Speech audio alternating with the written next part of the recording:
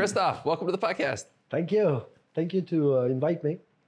Oh, it's a pleasure. This one's a long time coming because I've known you a long time now. I think my strongest memory of you, well, I have several. I've known you a long time. My strongest memory, though, is probably us surfing in the rainy season months, a big thumping surf. And it was just you, me, and a couple of other people out there, like when conditions were bad, year after year, like 2009, 10, 11, 12, like all the early years of me being here, you were always there. So I want to tip my hat to you. You've had me surf and given me encouragement because someone else was going out many, many days when I was too scared, especially when I was just moving here. So you're an inspiration to me in that regard. And then also you paddle extremely fast and you're very fit. And I'm very jealous because you can catch so many waves. So I want to get that off my chest.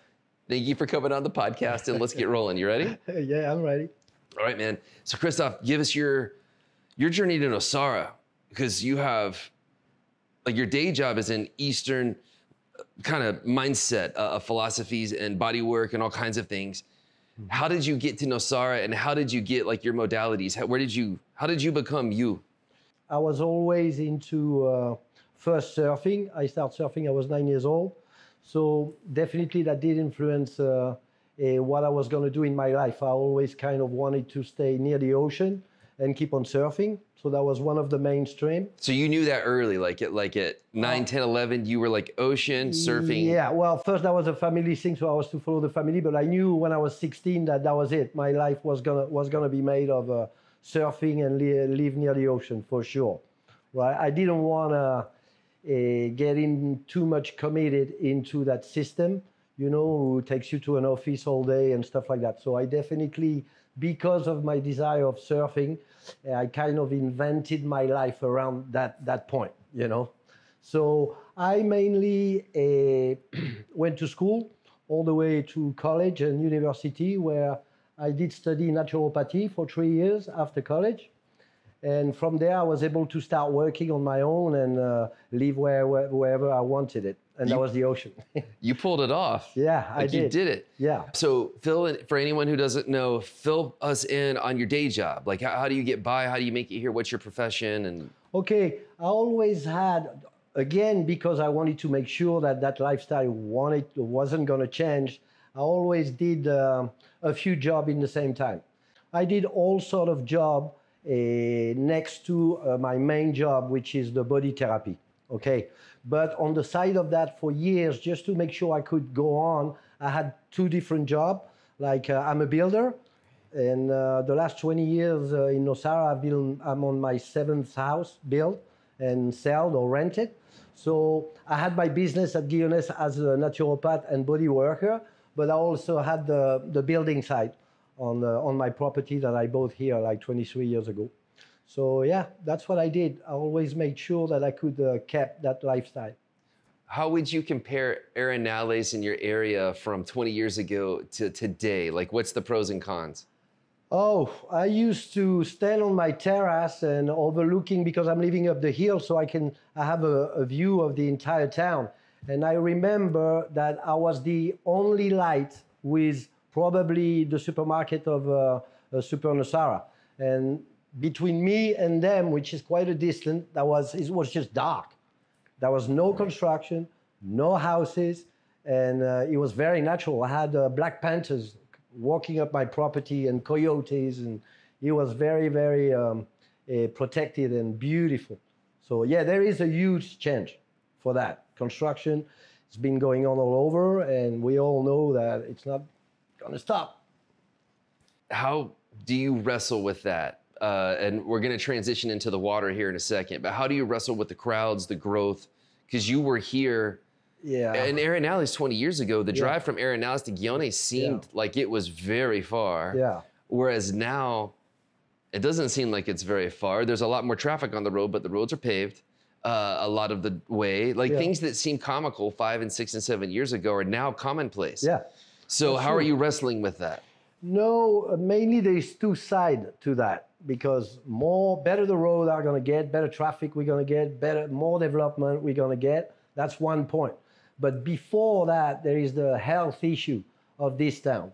And when we didn't have any road in this town, I was feeling really unhappy every day for the people which were getting cover of dust, who had dust coming into their house, Right. and most of the kids were sick. I had a lot of people as TICO clients who were suffering from asthma and all that. And I'm glad that the road did happen in Nosara, and that we are going to have more road to make sure that the local community is taking advantage of that. So I'm happy with the road, and the traffic is just the world story. It's not going to get any better. But what is getting better is the condition of the TICO. And for me, that's number one. A lot of people don't understand that because they just see roads bring people. And for many years, we didn't really want the road because we were scared of becoming Tamboranda or Jaco. But along the way, the respiratory issues skyrocketed. And then when Nosara became popular anyway, and it was going to happen, road or no road, that's kind of when I switched. It was probably around 2013. Yeah. Somewhere around there was when it was like, oh, Nosara is happening, whether you like it or not. Like this is coming. This isn't fair for the people walking on the road every day to try to get to a job. Terrible. So I'm pleased with the road too. Yes, definitely. What about the water? It's very crowded, but for me, it's always been crowded. I didn't get here full time till 2009, and Guiones was already crowded with people who lived here. Mm-hmm. I'm noticing a lot of today's people don't surf full time. Like it's not like you or me. When we got here, we surfed every day and have forever. That's true. Most people now, they're not diehard surfers. They're not diehard yogis. They like the idea of it, but people are happy now here in Nosara without yoga or surf, which for many years, that seemed crazy. Yeah. Yeah, I understand your take as a real estater. Okay, for sure. Well, the surf is getting crowded, the beach is getting crowded, so you guys have to find new arguments to bring people in. And for sure, you can live in Nosara without being a surfer or without being a yogi, because the roads are getting better, because you have better supermarket, better product, you have air conditioning, so things are getting better, and we start having different people coming in. Okay. About the crowd in Nosara, the only problem for me comes from the fact that there is not enough money coming back for the development, the governmental development of this town, especially for the TICO. They don't have much to do away from surfing, and thanks God now we have the skate park. But for many years, the only thing they had was a football field and nothing else. So what I would like, it would be to see more development on the infrastructure here in Nosara to face the crowd coming through and to ameliorate the life of the young TICOs in this town. How would we do that? Give us some suggestions. Well, for example, building a gymnasium, building a pool, a big pool somewhere in town, and then probably creating some formations, because a big problem in Costa Rica, and I'm sure a lot of people realize, is the problem of formation. There is not much technicity in this country. They are lacking young people having school to get a technical knowledge about a job. They are missing that in Costa Rica. So why don't the Nicoya and the government try to reinvest the money that we pay as taxes to develop a bit more of that for the young people of Nosara? So a lot of the reason might be in your last sentence is because we're dealing with Nicoya. Yeah. Which is way over there. Yeah. We paid about, I can't remember exactly the number, but it's like 10 millions of, 10 millions, and only 20% of that money on our taxes came back to the development of Nosara, through the maintenance of the road or the garbage and stuff like that. I think it's not enough. I think, yeah, that would be a good change to be able to rule that district on our own. According to Emmanuel, he says the number one thing that we need above everything is a census. Because right now, they think the town is 5,000 to 8,000 people, according to the most recent census, which was like from 2010 or something. I can't remember the year. Mm-hmm. But the town's much, much bigger than that. Yeah. So we can't get funding until we have proof of the size. Yeah. So basically, we need to pay for a census. We need to raise capital to do that in order to redirect funds. So his point is that Nosara grew in two different areas. You have the expat populace, where we work and surf and whatnot. That's kind of its own entity. Then you have the local populace. The local populace relies on the government and for the ambulance, for advice, for the services. But because the government doesn't have proof that Nosara is this big, the local people suffer, whereas the expat community is paying for itself. That's how we got the bomberos. That's why we have 50-something NGOs around here. However, Emmanuel's trying to say, guys, we have to reset the structure. For sure. That's the only way to get to the local populace. There'll be another point would be to put some lights on the airport. That would be another point. Like that, we could have plane taking off at night in case of emergency. That's a big point in this town because a lot of people are dying after a grave accident on the way to the hospital in San Jose. Having a plane or having an airport able to receive a plane at night would be a huge change for Nosara, for sure. And by the way, I really like to mention something.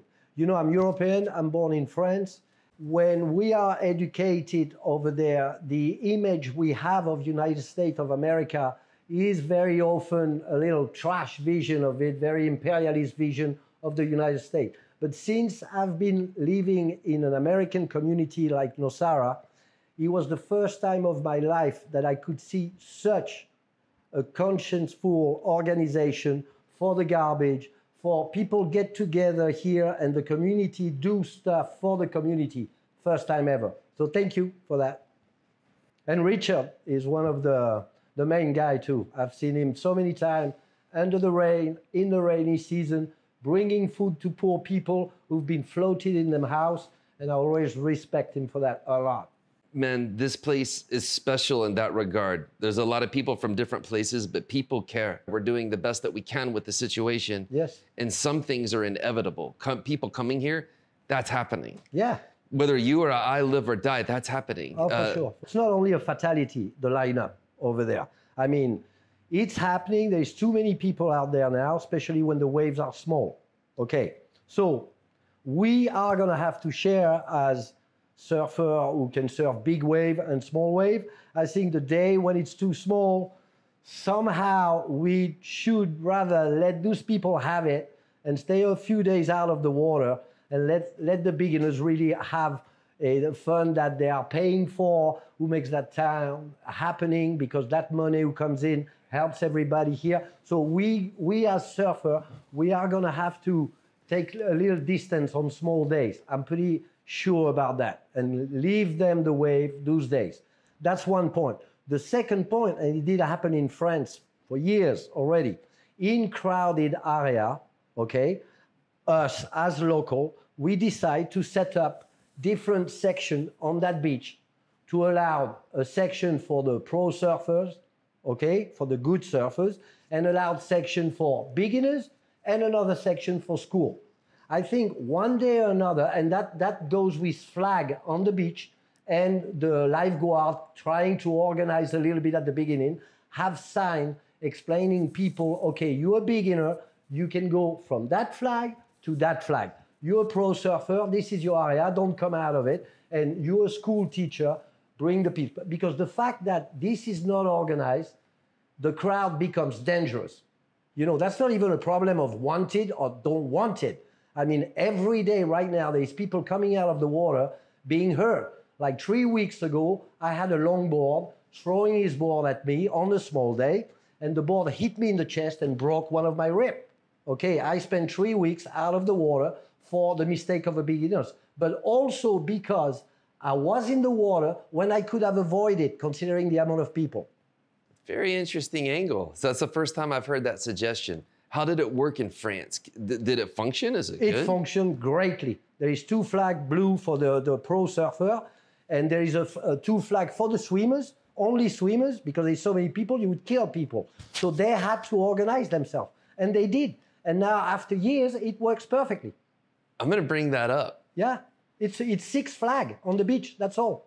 You put 3 different sections, you tell the TICO teacher, okay, this is the school area, this is pro, and the things are going to get organized. We will have to organize for safety, because as it is dangerous for everybody.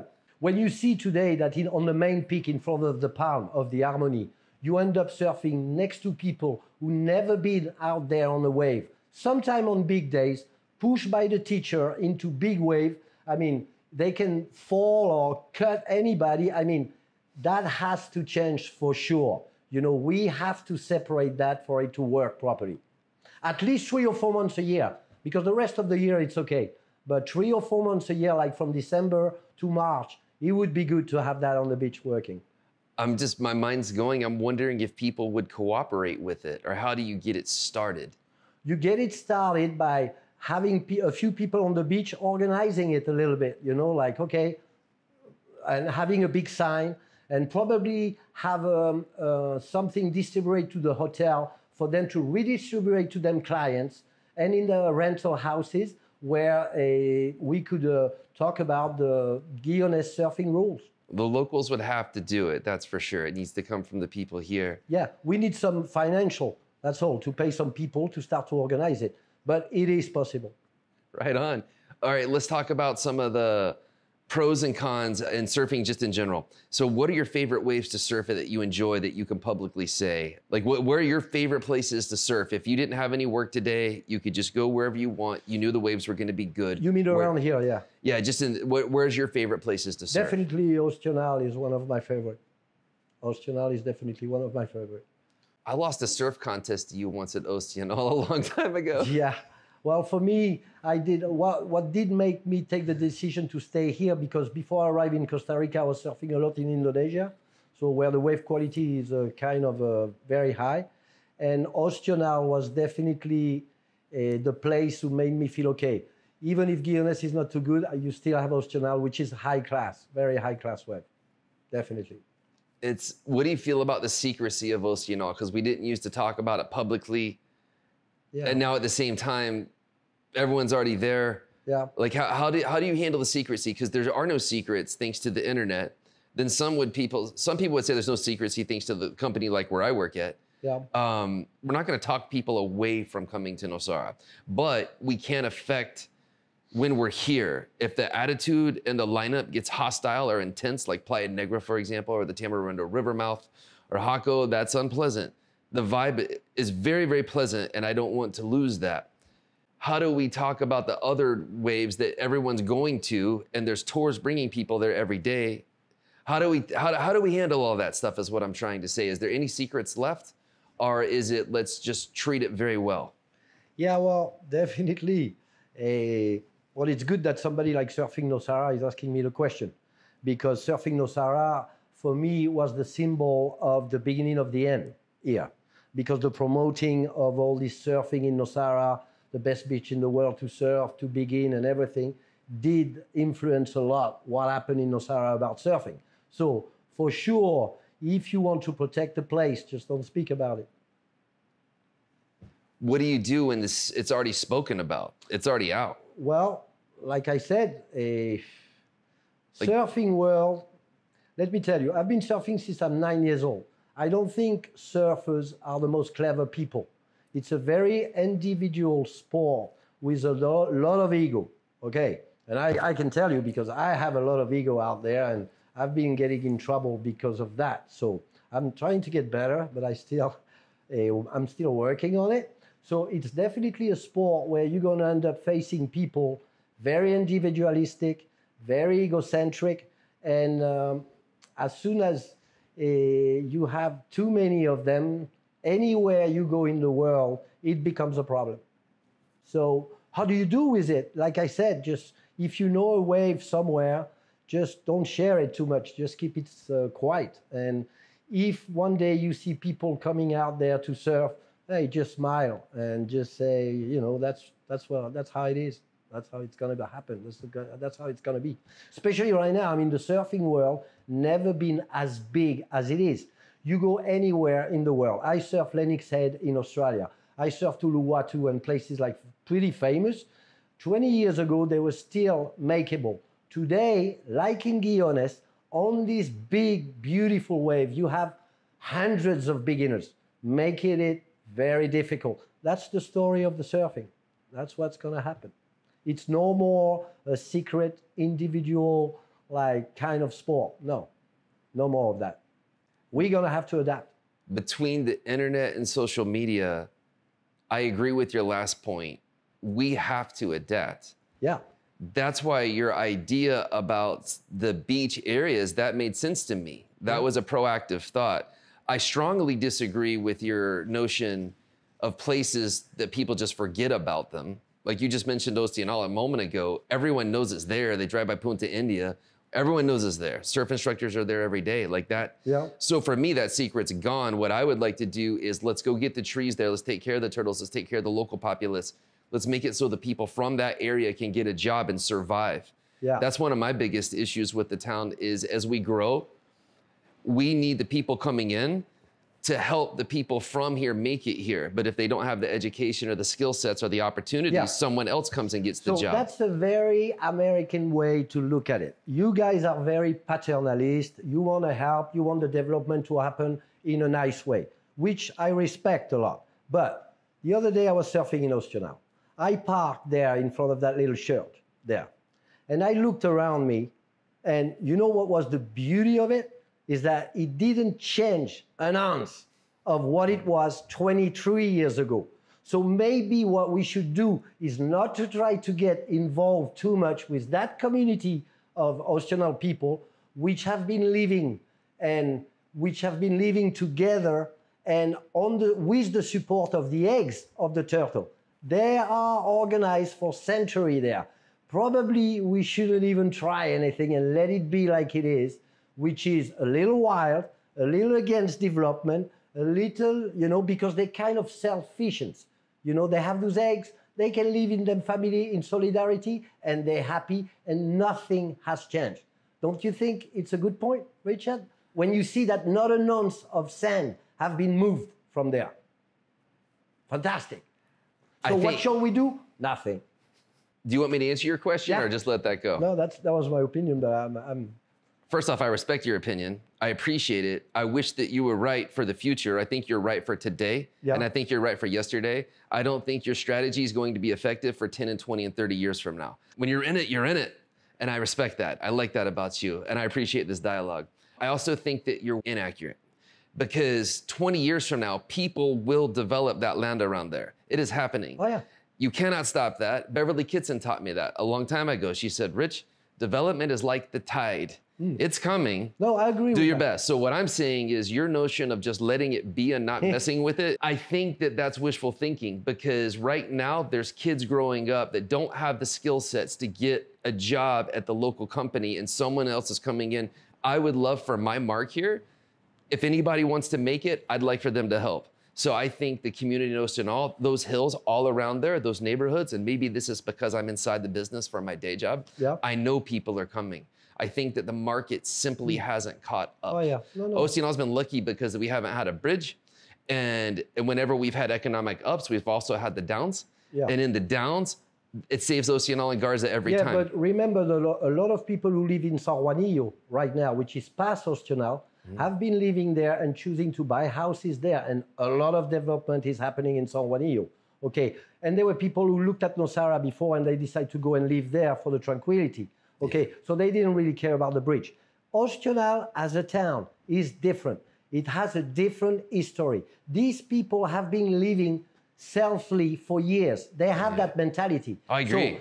So a lot of people have been trying to set up in Oceanal, but not the animosity because they're not very unpleasant, but they don't really care if you come or if you don't. When in a lot of places in Costa Rica, development means work, money, stuff like that. In Oceanal, they don't have that mentality, you see. So I'm wondering if getting help to that philosophy will bring anywhere. But I'm sure Oceanal will get developed, I'm sure. That's all my point is. Yeah, it will. So I'm worried about tomorrow. Yeah, but today, I'm looking at it and I'd rather sit than try to do anything, really. Because so far, for the last 23 years, they did so well.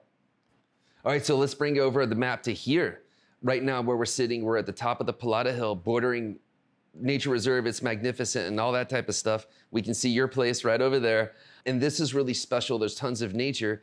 But if you just go down the hill, things have really congested. We have a lot of small lots. We have multiple structures on small lots. and our septic systems are not up to Yeah. standards. What do we do about this situation? Because it's getting congested because the people with money, they want to be close to the beach or they want to have their big view, but they don't like these outer areas that we're discussing. Yeah. They generally want to be here. So how do we deal with that situation? The prices have went very up, the supply has went very down. We're kind of in an interesting dichotomy. Well, first, I don't think I have all the solutions. Far away from that. When I look at it from my point of view, as the beach needs to be sectioned to adapt to the situation, I think most of the new construction coming up should be under a lot of vision from the authorities to make sure that what is built today is built in the right way, okay? And I also think about the water, okay? Like the amount of water we are gonna need for that development. So do I have the solution? No, I don't. Am I seeing it a little worried? Yes. What areas are gonna come out of this the best? Like if you had to forecast for 10 years from now, 20 years from now, what areas do you think are gonna come out of it the best? If you look at the story of Jaco, for example, that town was just a main little town near the ocean, and it started developing like that. Like it got bigger and bigger and bigger. But then it got so big and so disrupted that people started looking for the area around that center. And they start buying the mountain, which were very cheap, like I did at the time, and who today are the most expensive place of the area. Yeah, I think what's gonna happen, and what I do like if I live in a big community like that is to have a business in the center and live on the side up the hill, away a little bit from all that. I see. So get your balance. Like you are here, like you are in this house. I wish this was my house. You have your I would business love 10 minutes away from Guiones, right? And then you can retreat back to your house in quietness without too many neighbors. So it has to be up the hill. It has to be surrounding all this area. Probably 15 to 20 minutes away from the center. Okay, so any direction, 15 to 20 minutes. That's it. Here's something you may or may not know, but it's the truth. I can't afford to get here. I work in this business. I'm inside the machine. Yeah. I admit that. Yeah. I can't keep up. Even if my incomes went up, Nosara's pricing went up. Yeah. So I'm constantly trying to chase solidity and peace, but I can't quite get there because Nosara's it's outpacing me. Yeah, that's true. So I can't afford this place that we're sitting right now. It would be a dream come true. Yeah. It's kind of hopeless for me too. So that's also why my message of whether I'm from the US or wherever I'm from, this is just how I feel. I'm really feeling for the people who want to make it here, who can't get a job and make it themselves. Is tough. That's on my head. I think about it every day. Yeah, but remember, Richard, that 10 years ago, tourists, a lot of tourists were not able to pay to stay in Nosara. That's true. Okay, so that kind of changed with the development. Remember that years ago, to get a nice piece of bread, you would have to pay a fortune. But today there is a 10 bakery where you can get bread in a cheaper way. It was only one supermarket, and I know that the Super Nosara, there's two guys I gave my money for 20 years in this town. It's Terry, the sweets guy, and Roosevelt from Super Nosara. They were my two main budget here in this town. So this has changed, and it's good for the Tico, because when you have a Super Chino, like 40% cheaper than Roosevelt, or the other way around, I don't know on certain product, I don't want to put shit on Roosevelt, but more development, cheaper this place is gonna get. So you see balance coming. There's always two sides to things. That's interesting. I've never been that happy. Me, when I arrived in Costa Rica, I was going to the supermarket and I was on depression. As a Frenchman, I didn't know what to buy. I didn't know what to eat. There was nothing. Everything was moldy. Everything was, today, if I want to eat properly, I can. So always two sides. That's such an interesting point, Christophe. I appreciate you saying that. That helps me think a little bit. So you see balance always. Right now, I'm losing hope on balance, and you're saying you're saying always. That's a strong word. So you see balance coming. I'm just wrestling with it because that's a a really positive way to look at it. Well, I think human beings by nature are able to share and definitely organize themselves. Okay, but it takes time, and sometimes the development is faster than what they can really face. But at the end of the day, most of us, what we want is to have a peaceful life and that everybody around is happy. Somewhere, that's how I feel, And so it'll take time, but we'll find a balance. We'll find it. I love speaking to those of you who've been here so long, because I always find different pearls of wisdom and different vantage points. And that's one reason I really like the podcast, is like a long form conversation. You're able to hear things that you don't normally get to hear. So if there's always balance, then is that going to equate to the water? You have a proactive suggestion by segmenting the beaches, but are we going to find balance? I don't see how we're going to find balance in surfing, though. Again, I'm losing hope because it's not getting less crowded. Yeah, but because you see the things as something stable and like very difficult to move. But I think every day something is happening and something is trying to find a balance. You understand me? So today it's like this, and we are trying to find a balance. Right now we are talking about, hey, what's going on? It's becoming unsafe. Tomorrow it will be, well, maybe we can organize something. And after tomorrow it will be, that's it, we got the flag, we got the money, the beach is getting organized. You see, but it's a question of time, patience, and like keep on like suggesting things like that and put them together. But it takes time, All good points. I feel the water's been crowded since the day I got here. I'm not saying that as an excuse for my job, by the way. I honestly feel that way. Yeah. Like when I got here, I couldn't believe how many people already lived here full time. It was the most populated lineup of people who actually lived there that I saw every day that I'd ever experienced. Yeah. Like when I lived in the United States growing up, when it was cold, most people just didn't even surf. And also I'm from Florida, which didn't really have surf anyway. When it did have surf, everyone was on it and it was intense. Everyone was fired up. Yeah. Here, although it was crowded, I saw you, I saw Jamie, I saw Richard Jordan, I saw all the same people, Dave Maher and Monty every day. Yeah. And then I got to know you guys and everyone kind of found their spot. And then I felt it went from me being surprised and it's like, oh man, everyone's already here, into, well, everyone is here, but I can deal with this. I like this. I like the vibe. Like I really enjoy it. I love seeing you get a great ride. I love it when you split a peak and you don't go from one side to the other, which you physically can't do. And I've seen you do it a million times, but it means something to me. I like the interaction. I like the relationships here is what I'm saying. Yeah. I don't like paddling out when there's new people surfing in particular. It's very dangerous just paddling out when 5 people are coming at you and you don't have anywhere to go. Yeah. So your idea of segmenting the beach is nice, but I'm saying for the most part, it seems like the people who live here are pretty cool. Yeah. Would you agree with that? Or what's your take on that? Well, my take on that, again, comes back to where Nosara was 15 years ago. Very difficult to afford for a lot of young people. Okay, so mainly what we had here as a client were all the surfers with a bit more experience. And today it did change. Now there's a lot of young Ticos, which is great, a lot of young Americans, which is great, a lot of young surfers who came here because they are the children of the first generation of expat in Nosara. So they grew up and now they rip out there and they want it. The locals, same thing. We had a bunch of all locals when I first got here.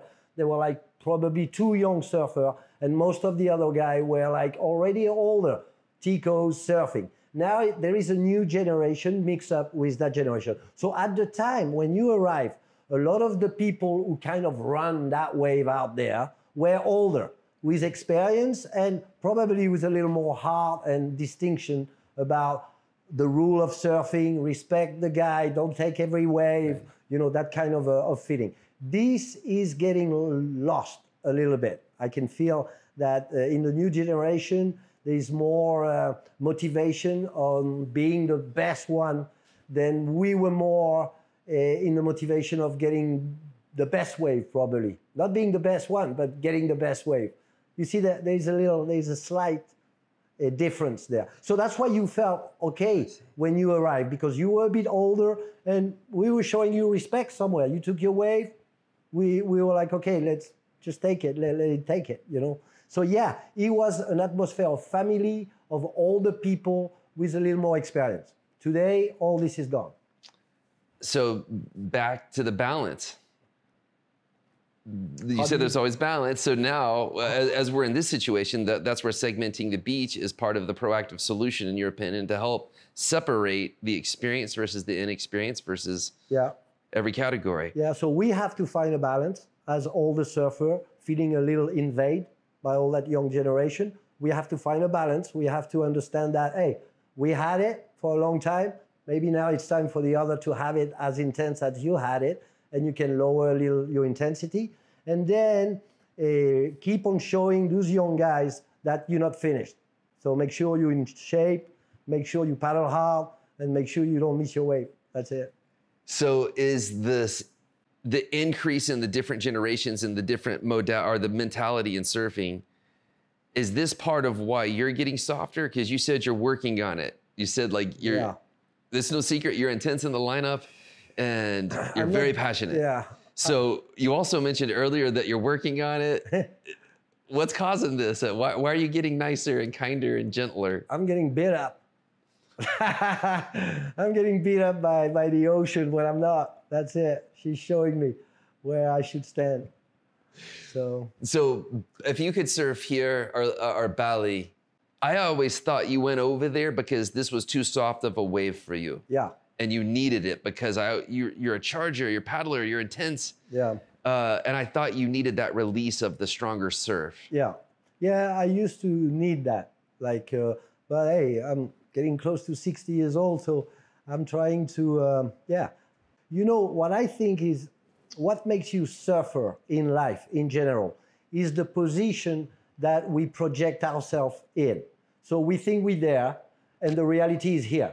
And you see that gap that there is between the reality and where you are creates the suffering in general. So I'm trying to lower a little bit my expectation, trying to organize my head and give her solution to what's coming. And what's coming for me is that I'm not a champion anymore and I'm gonna slow down and probably one day I won't be able to paddle out there. It's not there yet, but that's how I see it. First off, thank you for coming in. Second off, I want to thank you for sharing your story about orientating your life off surfing. From 9 to 16 years old, you knew it. Now as you approach 60, you did it. You did it. And that is a true inspiration. I hope other people can learn from that. I have a couple more basic questions for you before we're done. Yes. And Nosara, what are your 3 favorite restaurants? So for lunch, I kind of like the bistro. It's kind of a nice place where they really make an effort. What do you like there? Well, they have great burgers and they have great toasts like bruschetta and stuff like that. And they also have beautiful ice cream, like made by that French guy in San Jose. And they're all organic and one of the best ice cream I ever had. Nice, that's new. Yeah, oh, they had a little kiosk in front of the restaurant, right on the road there. That little yellow kiosk, and the ice cream are wonderful. So that's one. Probably as a local restaurant, I like the Celage in front of the airport, on the back road of the airport. Yeah, Celage is good. That's pretty fresh food, and I know the owner. He's a guy from town, and he knows where to get the fresh fish and everything. And they do very good job there. And then let me think. Oh, and another soda in Garza, near the Blue Zone restaurant or whatever. There is a little soda there. The Malcrianza. I really like that place too. Nice. Do you have any messages or anything you want to get off your chest that you want the community to hear? Any parting thoughts while you have this platform that you'd like to say? Okay, well, one thing I like to say is I am sorry for all the people I've been yelling out to and dropping in. It did happen in my life. So I like to say sorry for that. But that's it. I love that you apologized and then you said, but that's it. Thanks, Christophe. I appreciate you, man. I really do. Thank you. Thank you, sir.